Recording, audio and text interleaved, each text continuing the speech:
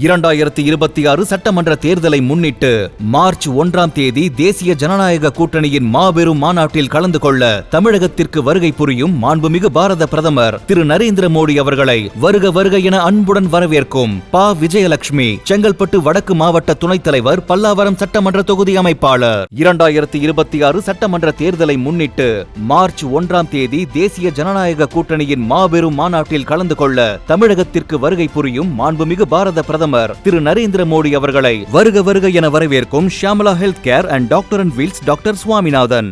உலகம் போற்றும் உத்தம தலைவரை தமிழகத்தின் நலன் காக்க மார்ச் 1ஆம் தேதி மதுரை வருகிறார் பிரதமர் மோடிஜி. அவர்களை மனம் குளிர வரவேற்று மகிழ்கிறோம். நாளைய தமிழகம் நமதே. வி. ரமேஷ், மாவட்ட பொதுச் செயலாளர், மத்திய சென்னை மேற்கு மாவட்ட பாஜக.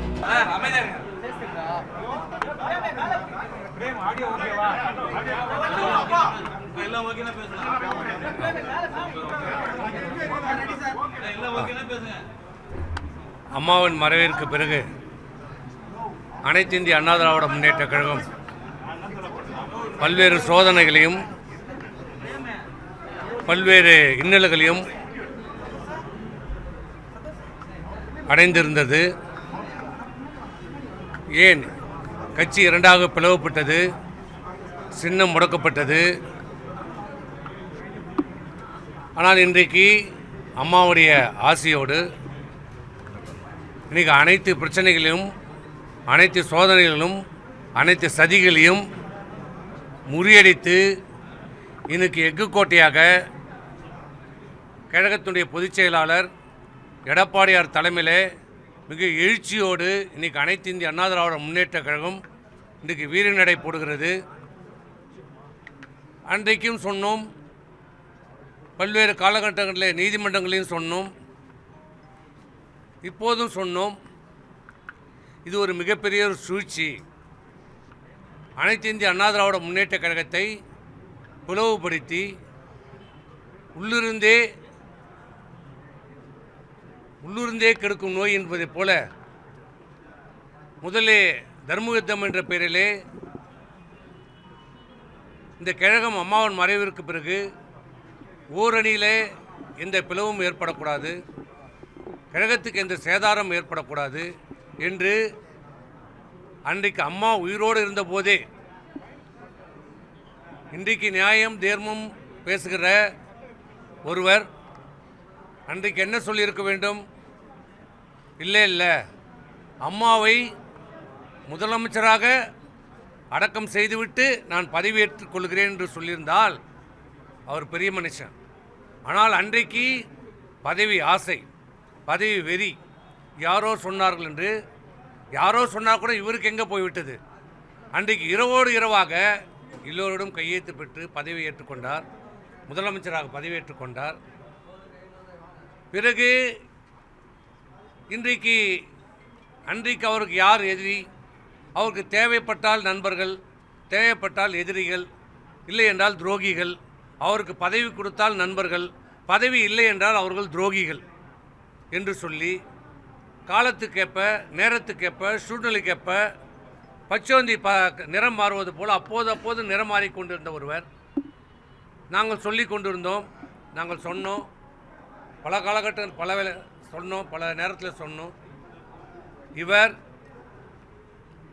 அனைத்து இந்திய அண்ணா திராவிட முன்னேற்ற கழகத்துக்கு பிடித்த சனி.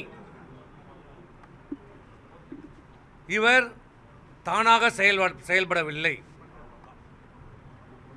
ஒரு தூண்டுதல் பின்னணியிலே மிகப்பெரிய சதிவலை பின்னப்பட்டு அனைத்து இந்திய அண்ணா திராவிட முன்னேற்ற கழகத்தை அம்மா இல்லை, இந்த கட்சிக்கு தலைவர் இல்லை, இந்த கட்சியை அழித்து விடலாம், இந்த சின்னத்தை முடக்கி விடலாம், அதற்கு தேவையான தோதான நம்மளால் முடியாது, பிரதான எதிர்க்கட்சியாக இருக்கிற திராவிட முன்னேற்ற கழகமாகிய நம்மளால் முடியாது, அது அவர் தந்தை காலத்திலே பார்த்து விட்டார்கள், முடியாது, இந்த அண்ணா திமுகவை நம்மளால் அழிக்க முடியாது, அந்த சக்தி நமக்கு இல்லை, திமுக நமக்கு இல்லை என்பதை தெளிவாக புரிந்து கொண்ட அந்த ஒரு விஷயத்தில் மட்டும் அவர் தெளிவாக தெரிஞ்சுக்கிட்டார்.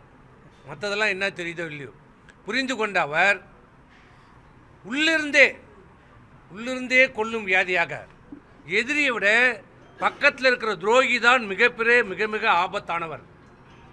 எதிரியால் சாதிக்க முடியாததை ஒரு நண்பன், கூடியே இருந்த நண்பன், கூடியே ஒன்றா இருந்து ஒன்றா சாப்பிட்டு ஒன்றா படுத்து எல்லாத்திலையும் பங்கெடுத்து கொண்ட ஒருவன் துரோகியாக மாறினால் அவன் 1000 எதிரிக்கு சமம்.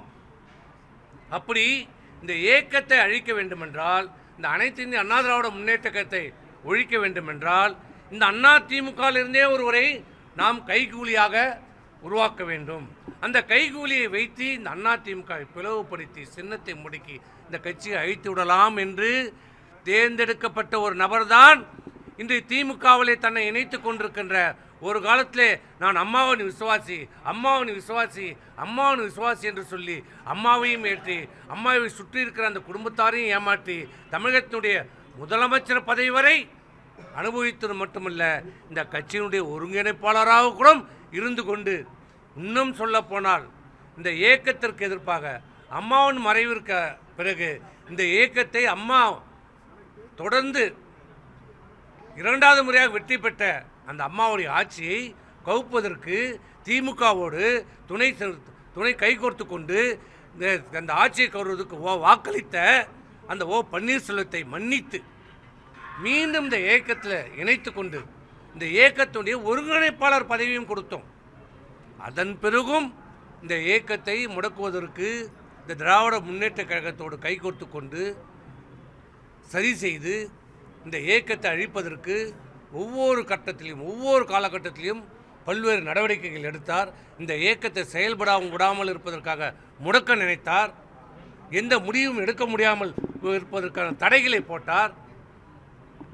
ஒவ்வொரு முடிவு எடுத்தாலும் அதற்கு காலந்தாழ்த்தினார், முடக்கம் செய்தார், செயல்படாமல் பார்த்து கொண்டார். அதிமுக வேகமாக செயல்படாமல் பார்த்து கொண்ட பணியை, திராவிட முன்னேற்ற கழகம் செய்ய வேண்டிய பணியை, திமுக செய்ய வேண்டிய பணியை உள்ளிருந்தே அண்ணா திராவிட முன்னேற்ற கழகத்தில் இருந்து, அது வந்து அண்ணா திராவிட முன்னேற்ற கழகத்துடைய ஒருங்கிணைப்பாளராக இருந்து கொண்டே அந்த பணியை அதிமுக எதிரான பணிகளை செய்து கொண்டிருந்த ஒருவர் பிறகு எந்த இயக்கம் அவருக்கு பதவி தந்ததோ, எந்த இயக்கம் அவருக்கு சேர்மன், நகரமன்ற தலைவர், சட்டமன்ற உறுப்பினர், அமைச்சர், தமிழ்நாட்டுடைய முதலமைச்சர், இந்த இயக்கத்துடைய ஒருங்கிணைப்பாளர் பதவி தந்ததோ, இந்த அலுவலகம் இந்த அலுவலகம் புரட்சித் தலைவர் எம்ஜிஆருடைய துணைவியார் திருமதி ஜானகி அம்மையார் கொடுத்த இந்த இயக்கத்திற்கு கொடுத்த தானமாக கொடுத்த, எந்த எதிர்பார்ப்பும் இல்லாமல், எந்த ஒரு நயா பைசா வாங்காமல் இந்த இயக்கத்திற்காக கோடிக்கணக்கான தொண்டர்களுக்காக தானமாக வழங்கிய கோயில் போன்ற அதிமுக தொண்டர்களுக்கு கோயிலாக கருதப்படக்கூடிய இந்த அலுவலகத்தை, இதோ இங்கு நின்று கொண்டிருக்கிறே இந்த அலுவலகத்தை தன் காலால் எட்டி உதைத்து செய்த பாவம். அதனால் கட்சியினுடைய பொதுக்குழு இதற்கு மேல் இவருடைய துரோகத்தை சகித்து கொள்ள முடியாது. இதற்கு மேல் இவருடைய சதி திட்டத்தை நாம் தாங்கிக் கொள்ள முடியாது. அனைத்து இந்திய அண்ணா திராவிட முன்னேற்றத்தை அழித்து விடுவார் என்று பொதுக்குழுவால் முடிவெடுக்கப்பட்டு, இப்படிப்பட்ட சதிகாரர்கள், துரோகிகள், கைகூலிகள், காட்டிக் கொடுப்பவர்கள், எட்டப்பர்களை இந்த இயக்கத்தில் இனி இருக்கக்கூடாது என்று பொதுக்குழு தீர்மானம் ஏற்றி இவர்களை வெளியேற்றிய பிறகும் பல்வேறு டிராமாக்களை போட்டார், நடித்தார், நாடகம் போட்டார், அழுதார், உருண்டார், புரண்டார். நியாயமாக ரொம்ப நியாயஸ்த மாதிரி பேசுகிற மாதிரி, எனக்கு எந்த பதவியும் வேண்டாம், என்னை சேர்த்து கொள்ளுங்கள். பாம்பை வீட்டுக்குள்ளே என்னாகும் விட்டா என்னாகும்? ஆமையை வீட்டுக்குள்ளே விட்டா ஆமாம் அமைதியாக தான் இருக்கும், ஆனால் வீடு விளங்காது, நாசமாக போயிடும். எனக்கு எது வேணும்? எல்லாரும் ஒருங்கிணைக்க வேண்டும். திருமதி சசிகலா அவர் ஒருங்கிணைக்க வேண்டும், டிடிவி தினகரனை ஒருங்கிணைக்க வேண்டும், ஓபிஎஸ் அவர்கள் வந்து இப்படி ஒரு முறையும் சொல்லினார். ஆனால் இவங்க 3 பேரும் ஒன்றா ஒரு நாளாக பார்த்துக்கிட்டாங்களா? தயவு செய்து நாட்டு மக்களை கேட்குறேன், இவர்கள் பேசியதை இந்த பத்திரிகைகளும் ஊடகங்களும், சில பத்திரிகைகளும் சில ஊடகம், நான் எல்லாரையும் சொல்ல மாட்டேன், இவர்கள் பேசியதை நியாயப்படுத்தி இன்றைக்கி பத்திரிகைகள் கூட எழுதியிருக்கிறாங்க. இன்னமும் ஒரு தியாகம் செய்துட்டு இன்னமும் வேற ஒரு கட்சிக்கு போகிற மாதிரி இன்னும் எழுதுகிறாங்க. இதே நாங்கள் யாராவது செய்திருந்தா எங்களை கழுவி ஊற்றிருப்பீங்க. எங்களை கழுவி ஊற்றிருப்பீங்க. ஆனால் இன்னமும் ஒரு பெரிய தியாகி, ஒரு தியாகம் செய்துட்டு அதிமுகவுக்கு போகிற மாதிரி இன்றைக்கி பத்திரிகைகளை ஒரு தோற்றத்தை, பிம்பத்தை உருவாக்க பார்க்கறது. ஆனால் இவர் யார்? எப்படிப்பட்டவர்? நான் அதிமுக ஒருங்கிணைக்கப் போகிறேன், அதிமுக ஒருங்கிணைக்கப் போகிறேன்னு சொன்ன இவர்கள் இவர்கள் என்றைக்காவது எப்போவதாவது இவர் யாரோட ஒருங்கிணைந்து போயிருக்கிறாரா, பேசியிருக்கிறாரா? இன்னைக்கு திமுக போய் பார்க்குறாரு, அப்புறம் மறுநாள் போய் அமித்ஷா போய் பார்க்குறாரு, அப்புறம் அங்கேயே போய் பார்க்குறாரு, அப்புறம் இலங்கைக்கு போகிறாரு, எங்கே போகிறாரு, எங்கெங்கேயோ போகிறாரு, யாரையோ பார்க்குறாரு. ஆனால் இன்றைக்கி என்ன நடந்தது? நாங்கள் சொன்னது இன்றைக்கி உண்மையாகி இருக்குது. இன்றைக்கி உண்மையாகிறதுல ஊடக பத்திரிகைகள் நாங்கள் கேட்குறோம், பொதுமக்களையும் நாங்கள் கேட்குறோம். நாங்கள் அன்றைக்கி சொன்னது இன்றைக்கி உண்மையாகி விட்டதில்லை. இவர் திமுகவோடு, முதலமைச்சரோடு நெருங்கிய தொடர்பு இருக்கிறார். திமுகவினுடைய பி டீமாக இருக்கிறார். திமுக சொல்கின்ற வகுத்து கொடுக்கிற திட்டங்களை, சதி திட்டங்களை, அதிமுகவை நீங்கள் அழிக்க வேண்டும், அதிமுகவை பிளவுபடுத்த வேண்டும், அதிமுகவை வாக்கு வங்கி சிதறடிக்க வேண்டும், அதிமுகவின் சின்னத்தை முடக்கு வைக்க வேண்டும் என்று நீங்கள் வழக்குகளை போடுங்கள். வழக்கு மேலே வழக்குகளை போட வைத்தது யார்? இன்றைக்கு தெரிகிறதா யார் செய்தது? இது எல்லாம் ஓபிஎஸ் திமுகவினுடைய ஒரு பினாமி. செய்தது யார்? இது அனைத்தும் செய்தது திராவிட முன்னேற்ற கழகம். இன்றைக்கு வெட்ட வெளிச்சமாக இருக்கிறது. ஓபிஎஸ்ஸின் பின்னால் யார் இருந்தது? திமுக, திமுகவுடைய தலைவர். இதுதான் உண்மை. நாட்டு மக்களுக்கு இன்றைக்கு துரோகம் தோலுரிக்க காட்டப்பட்டிருக்கிறது. துரோகத்திற்கு என்றைக்குமே ஜெயிச்சதாக சரித்திரம் இல்லை. ஒரு விதத்தில் நாங்கள் அதிமுக இன்னைக்கு எல்லாரும் இன்னைக்கு தான் எங்களுக்கு பொங்கல், தீபாவளி. ஏன்னா இப்போ நாங்கள் 2026 தேர்தலை வெற்றி தேர்தலை எதிர்நோக்கி கொண்டிருக்கிறோம். எங்களை கொஞ்சம் நெஞ்சம் பிடிச்சிருந்த சனி இன்னையோட விட்டது. இது எங்களுக்கு பூசணிக்காய் சுற்றி திருஷ்டி சுற்றி போட வேண்டியது தான். எங்களுக்கு எல்லாம் ஒழிஞ்சது. இன்னொன்று சொல்லியிருக்கிறார் முக்கியமாக, இதை நீங்கள் தான் சொல்லணும். நான் என்றைக்குமே தீய சக்தின்னு சொன்னதில்லை. அதிமுக தொடங்கப்பட்ட 1972 என்னைக்கு தொடங்கப்பட்டதோ, புரட்சித் தலைவர் எம்ஜிஆர்லேருந்து சாதாரண அட்டை வைத்திருக்காத அதிமுகவோட அனுதாபி கூட சொல்கின்ற முதல் வார்த்தை தீய சக்தி, தீய சக்தி, தீய சக்தி. அப்படி நான் தீய சக்தி என்று சொல்லவில்லை என்றால் இவர் யார்? அப்போ இவர் உண்மையான அதிமுக இல்லை.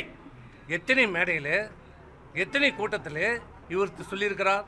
இன்றைக்கு அப்பட்டமாக பச்சை பொய்யை இன்றைக்கு சொல்லுகிறார். இதை நீங்க தெரிஞ்சுக்கணும். அவ்வளவுதான். சர்வாதிகாரி விமர்சிக்கிறாரு. அந்த விமர்சனத்தை எப்படி பார்க்கறாரு? எடப்பாடி பழனிசாமி சர்வாதிகாரத்தனமா நடந்துக்கிறாருன்னு ஒரு விமர்சனத்தை வைக்கிறாரு. துரோகி எதை வேணாலும் சொல்லுவாங்க. துரோகி சொல்வதற்கெல்லாம் எங்களுக்கு கவலை இல்லை. சார், இப்போ ஓபிஎஸ் வந்து திமுக இணைஞ்சிட்டாரு. அதே மாதிரி சசிகலாவும் பொதுக் கட்சி சொல்லிட்டாங்க. இப்போ இங்க அதிமுக இந்த சட்ட ரீதியான பிரச்சனைகள், எங்களுக்கு சட்ட பிரச்சனைகள் அனைத்தும், எந்த பிரச்சனை வந்தாலும் அதிமுக சந்திக்கும், எதிர்கொள்ளும். நாங்கள் அதை பற்றி எந்த காலகட்டத்திலையும் பயப்பட்டதில்லை, அச்சப்பட்டதில்லை. ஆனால் இவர்கள் போட்ட, ஓபிஎஸ் போட்ட வழக்குகளை நீதிமன்றத்திலே அதற்கான பதில் வரும். நாங்க இருந்த வரைக்கும் தேனி மாவட்டத்தில் வந்து அதிமுகவோட கோட்டை, இப்போது ஓட்டைன்னு சொல்றாரு ரவீந்திரநாத். அந்த ஓட்டை இவர் துணை முதலமைச்சராக இருந்தார். யாரு? தேனி மாவட்டத்தில் ஓட்டை ஊந்ததுன்னு சொல்றாரு. அந்த தேனி மாவட்டத்தில் தான் இவர் துணை முதலமைச்சராக இருக்கின்ற போது அந்த இடைத்தேர்தல் வந்தது. ஆண்டிப்பட்டியில் அம்மா நின்று வெற்றி பெற்ற, புரட்சி தலைவர் நின்று வெற்றி பெற்ற ஆண்டிப்பட்டி இவர் குடியிருக்கிற ஊர் பெரியகுளம் தொகுதியில் இடைத்தேர்தலில் தோல்வி அடைந்தது. ஓட்டை ஊந்துச்சான். நான் அதான் சொல்லிட்டு போறேன்.